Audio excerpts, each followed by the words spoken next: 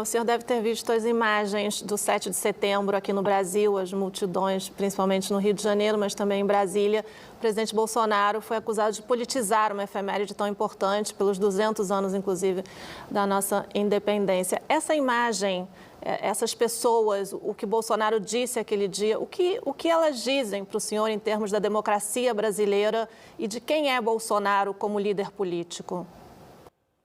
That last one is a biggie.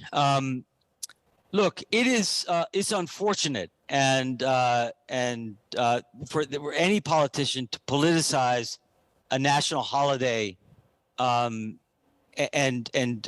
try to make it an electoral or political issue. It's not to be applauded. It's to be criticized. Many politicians, however, do it. Politicians across the political spectrum, across Latin America and the United States, very often make political use of holidays. So it's not great, but what Bolsonaro did is pretty common. What I thought was really interesting about this state, in fact, in the last 2 years, there was, for good reason, Brazilians were very worried about what Bolsonaro might do last year and this year. And he turned out not to be able to do very much. He has never been able to mobilize large numbers of people against democratic institutions, as he's occasionally threatened to do. And so far, I view the last two national holidays in September as cases in which the autocrat really wasn't able to do the damage that he hoped to do and that many people feared he would do. What is Bolsonaro as a politician? I think he's a pretty below average politician, a pretty mediocre politician, pretty stupid politically at times.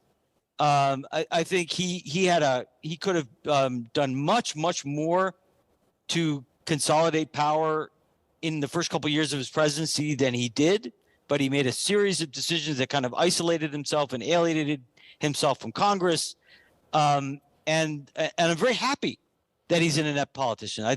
Thank God that Bolsonaro is a pretty inept politician, because he is the most openly authoritarian figure to be elected in any Western democracy I know of in the 21st century. This is a guy who doesn't even pretend to be democratic. He's a guy who doesn't even pretend to be committed to equal rights, to human rights, to press freedom. He's a guy who has applauded every coup he has seen.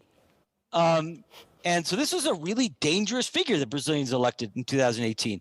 Had he had the power that Hugo Chavez accumulated, that Rafael Correa accumulated, that Viktor Orban accumulated, that Putin accumulated, had he ever had that power, had he ever had the talent that Orban or Putin had or that Chavez had, he would have done much more damage to Brazilian democracy.